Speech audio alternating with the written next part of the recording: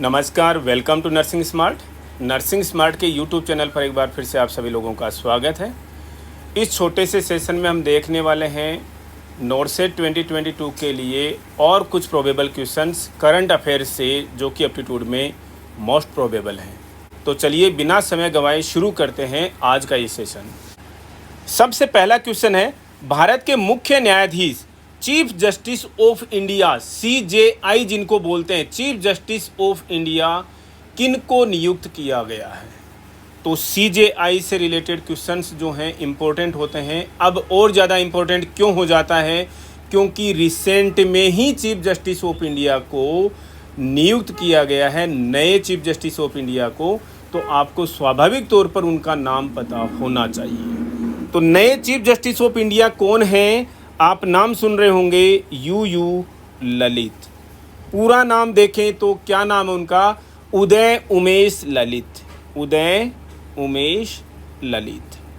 एक चीज, ठीक है। दूसरा पॉइंट कि CJI chief justice of India को नियुक्त कौन करते हैं? चीफ जस्टिस ऑफ इंडिया की नियुक्ति जो है वो द प्रेसिडेंट ऑफ इंडिया करते हैं हमेशा। कौन करेंगे? प्रेसिडेंट ऑफ इंडिया के द्वारा इनकी नियुक्ति की जाती है। 2 पॉइंट्स। तीसरी बात, जो फिलहाल नए CJI नियुक्त किए गए हैं वो कौन से नंबर के CJI हैं? वो 49th chief justice of India है। इनका कार्यकाल कब से शुरू हो रहा है? इनका कार्यकाल ऑलरेडी शुरू हो चुका है। कब से? 28 अगस्त 2022 से शुरू हो चुका है। कब तक रहेंगे? ये केवल 8 नवंबर 2022 तक रहने वाले हैं।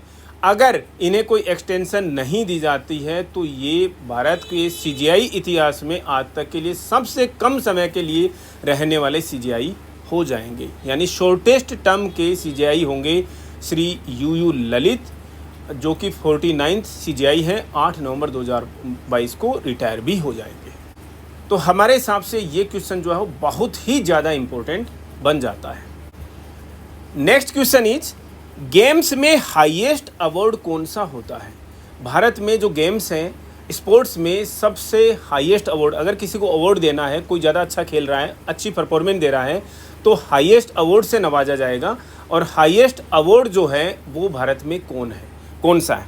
तो ये आपको पता होना चाहिए। हाईएस्ट स्पोर्ट्स अवार्ड या गेम्स अवार्ड कौन सा है, ये आपको नाम प्लस जो अभी नाम बदल गया है वो दोनों चीज़ें पता होनी चाहिए।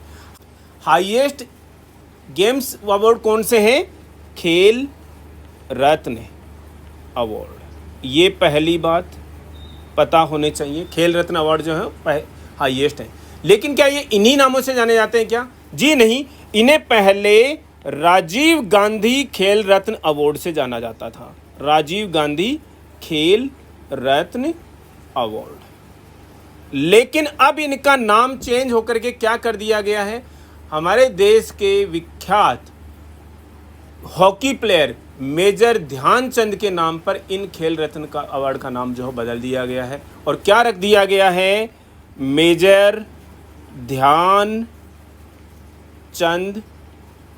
खेल रत्न अवार्ड। आई होप पता होना चाहिए सबको, और बहुत ज़्यादा इम्पोर्टेंट हो जाता है ये क्वेश्चन भी आने वाली एग्जाम्स के लिए। Next question is, what is purple revolution? Green क्रांति यानी हरित क्रांति, ग्रीन रिवॉल्यूशन, पर्पल रिवॉल्यूशन। फिलहाल पर्पल रिवॉल्यूशन जो है वो थोड़ा सा सुर्खियों में है, खबरों में है, समाचारों में है।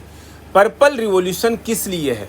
एक मिशन है गवर्नमेंट का 2016 से, उस मिशन को बोलते हैं एरोमा मिशन। पहली चीज, एरोमा मिशन। एरोमा का मतलब क्या होता है? केमिस्ट्री में पढ़ा होगा, एरोमेटिक कंपाउंड्स। एरोमा का मतलब होता है खुशबू से, सुगंध से।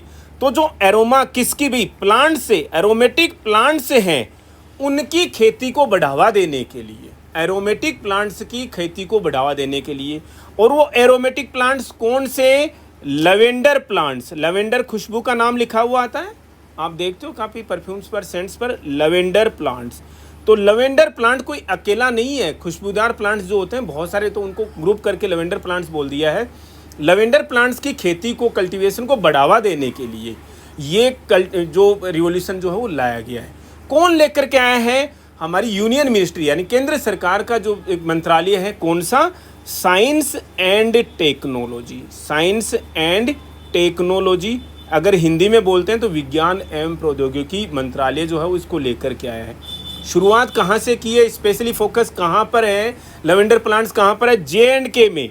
J&K में जो वहाँ के किसान हैं उनको बोला गया कि आप ट्रेडिशनल खेती को थोड़ा सा कम कीजिए, लेवेंडर प्लांट्स की खेती को ज़्यादा बढ़ावा दीजिए, उसको थोड़ा सा प्रमोट कीजिए ताकि आपकी इनकम में वृद्धि हो सके।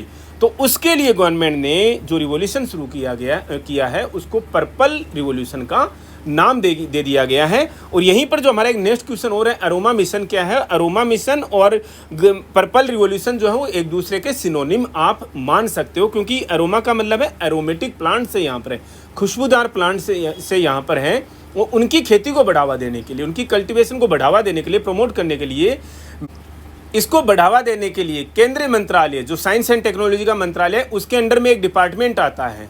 और ये डिपार्टमेंट क्या है? वहाँ से फेलोशिप वगैरह निकलती है, रिसर्च डिपार्टमेंट है। और क्या है वो? काउंसिल है, council of scientific and industrial research, CSIR का नाम सब लोगों ने सुना होगा। Council for scientific and industrial research, CSIR, head office इसका दिल्ली में है। तो इसके अंडर में मिशन जो है वो शुरू किया गया है। बहुत ज़्यादा इंपॉर्टेंट क्वेश्चन है ये आने वाले एग्जाम्स के हिसाब से। ये question number 4, aroma mission synonym है पर्पल रिवॉल्यूशन का, और वही चीज़ें हैं एरोमा मिशन के अंदर जो क्या चीज़ें हैं पर्पल रिवॉल्यूशन वाली है, लेवेंडर प्लांट्स की खेती को ज़्यादा बढ़ावा देने के लिए CSIR के अंडर में, जो कि ministry of science and technology के अंडर में आती है और गवर्नमेंट ने इसको शुरुआत दी है। अब आपसे कोई पूछ भी सकता है इसका पर्पल रिवॉल्यूशन के फादर कौन है? तो किसी ने अपने आप को क्लेम किया, किसी ने अपने आप को क्लेम किया, लेकिन गवर्नमेंट ने इसको सुनियोजित तरीके से इसको किया है। तो मुझे नहीं लगता कि इसके लिए कोई पर्टिकुलर नाम है। आप गूगल करोगे तो 3-4 नाम अलग अलग मिल जाएंगे, लेकिन इस पर मत जाइएगा आप। तो यहाँ पर वो CSIR और गवर्नमेंट ऑफ इंडिया का ministry of science and technology को दिमाग में आप रखिएगा कि किसका इनिशिएटिव है।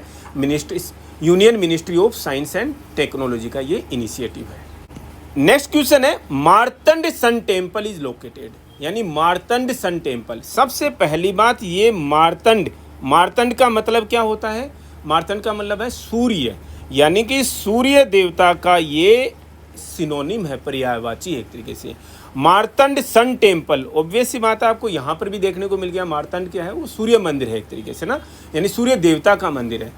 कहाँ है? लोकेटेड कहाँ पर है ये अनंतनाग। कहाँ पर है भाई? अनंतनाग J&K में है, जम्मू एंड कश्मीर, जो कि आजकल UT के रूप में देख रहे हैं हम इसको, अनंतनाग में है। क्यों चर्चा में आया? क्यों चर्चा का विषय है आज की डेट में ये? वहाँ के गवर्नर जो हैं, J&K के जो गवर्नर हैं, उन्होंने वहाँ पर रिसेंट में जाकर के पूजा अर्चना की, तो वो थोड़ा सा विवादास्पद विषय बन गया, राजनीतिक मुद्दा ले लिया उसने, तो ये चर्चा में आ गया। तो मार्तंड सन टेम्पल के एग्जाम में आने के चांसेस भी इसलिए ज़्यादा बन जाते हैं। अब मार्तंड सन टेम्पल को बनाया किसने होगा, बनाया किसने है? तो ये भी बहुत इंपॉर्टेंट क्वेश्चन हो जाता है।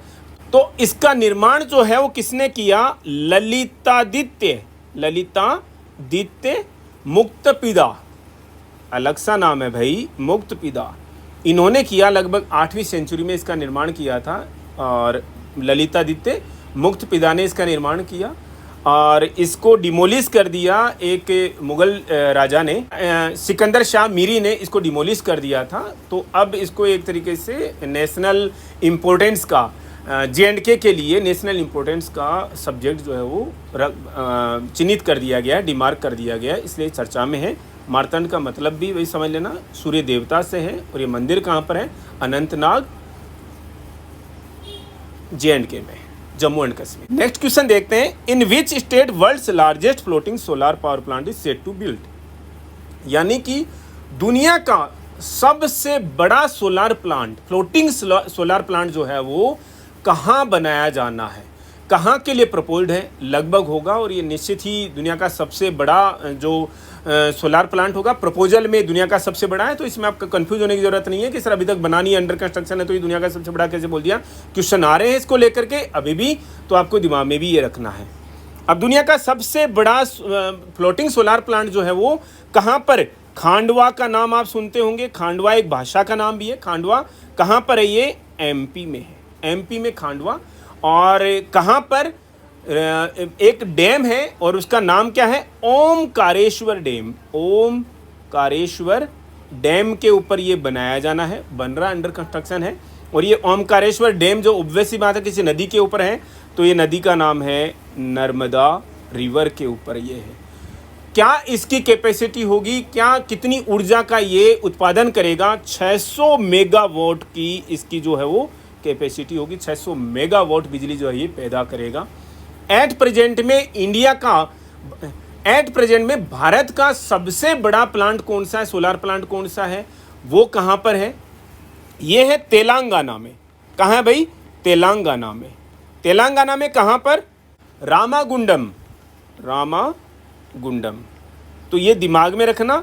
और इसको NTPC भारत सरकार का एक एंटरप्राइज है जो कि इसको ऑपरेट कर रहा है, रामागुंडम तेलंगाना में, जो कि फिलहाल लगभग 100 मेगावाट के करीब बिजली पैदा कर रहा है।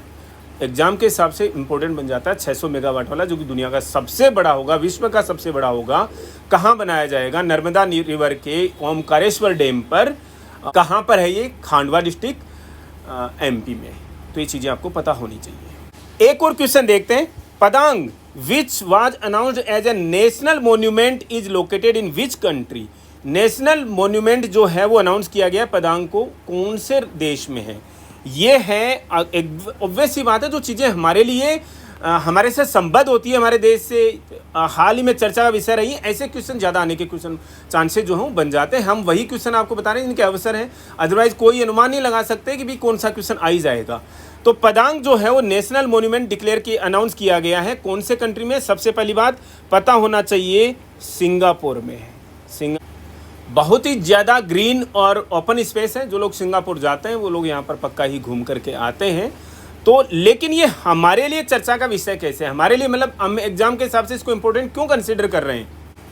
ये पदांग वही साइट है जहाँ से नेताजी सुभाष चंद्र बोस ने 1943 में नेताजी सुभाष चंद्र बोस ने एक नारा दिया था। और ये नारा क्या दिया था भाई?